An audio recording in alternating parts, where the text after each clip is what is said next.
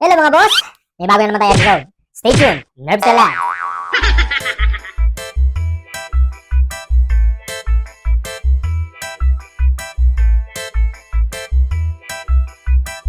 Welcome back mga boss! Nandito na naman tayo sa bagong episode ng Nerves and Laughs. May kwento ako sa inyo, yung kaibigan ko natanggal sa trabaho. Kinuwento niya sa akin na tinerminate siya dahil dun sa kasama niya. Kahapon yung nangyari, today, nagsabi siya sa akin na yun nga, tinanggal siya kasi Oh no! nangyari, nagkaroon sila ng argument regarding sa oras.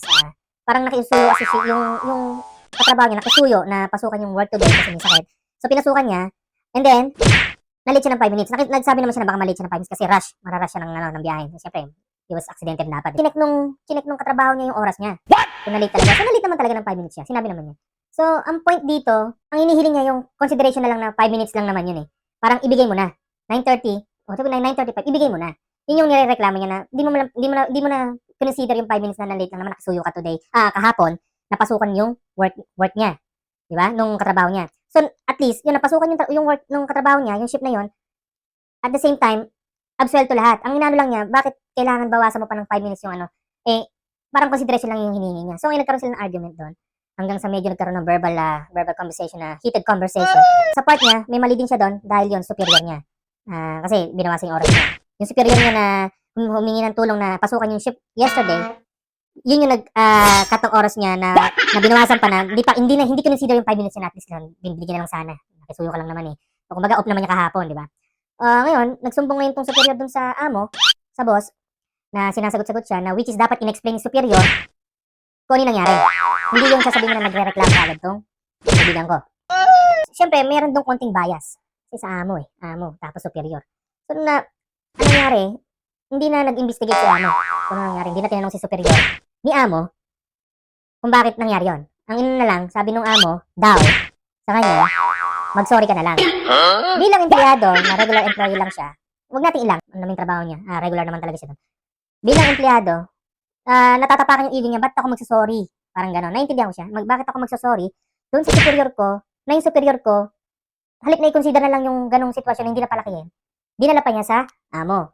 It means, bilang superior, hindi mo kayang i-manage kung anong situation na yun. How much more kung ano pa yung mas malaking problema. Kaya ka nilagay sa position na yan to manage. If there's something na trouble, maliit man yan o malaki, i-manage mo muna. So, i-manage mo muna. Kung di mo ma-manage on that day o on that time, tsaka tayo pumunta sa pinaka-amo. Tsaka natin pag-usapan. Itong kaibigan ko, binigyan siya ng termination letter.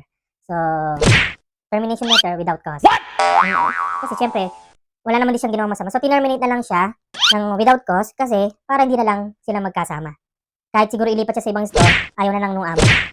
Kasi syempre, sabihin natin na medyo bias nga doon. Kayong mga manipulator, ang masasabi ko lang sa inyo, hindi habang panahon kayo ay nasa ibabaw.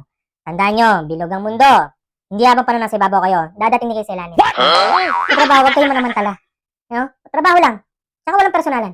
Ilang mga advice sa mga tao, kung meron man tinatamaan itong sinasabi ko, kayo na magdala. Kasi, ang taong nagmamanipulate sa trabaho, hindi masaya ang buhay niyan.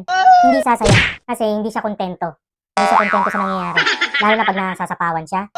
Doon na yung under yung magmamanipulate na. So, lalahatin ko naman eh. In general yan. So, just leave it. Iwasan yung maging manipulator. Kung ngayon, kung hindi nyo kaya na hindi kayo makapag-manipulate sa araw-araw, o sa araw na kahit man sa isang araw. It's up to you. Sabi ko nga, bilog ang mundo. Hindi habang panahon nasa taas kayo. Dadating ang panahon, kayo naman ang nasa ilalim. Hindi kayo sasaya dahil hindi kayo kontento sa nangyayari sa buhay nyo. Kaya kayo nagmamanipulate ng kapwa nyo, especially sa trabaho. Tandaan yan. Ang tanging may advice ko lang ay mahalin natin ang ating mga trabaho. Yan. Siyempre, kung mamahalin yung trabaho nyo, kahit nandyan yung mga manipulator na yan, mamahalin kayo ng mga katrabaho nyo pang iba. Pwede kayong ipagtanggol. O kung gagawin nyo lang dyan, mahalin yung trabaho nyo, mahalin yung katrabaho nyo, at ang trabaho nyo. Sa ganon, maging masaya at malusog ang pagsasama. Anyway, ito na naman, panibagong episode yan, at salamat sa pakikinig. Just follow, share, like kung nagkakaroon kayo ng idea, kung nagugustuhan yung mga kwento kong ganito. Sabi ko nga, kung ang ibang mga vlogger nagkukwento, siyempre may mga part din akong gusto kong ikwento. Kasi gusto kong may share din eh. Na-experience ko rin, na-experience ng mga kaibigan. So ito, maraming salamat sa pakikinig. So next time, Nerve Style Labs, may magsasabi ulit ako sa inyo kung may mga panibagong kwento. Just follow, share, like kung kayo nag-enjoy sa mga funny episodes and some entertaining mga real talk. So kung nag-enjoy kayo, maraming salamat at keep watching Nerve Style Labs. See you!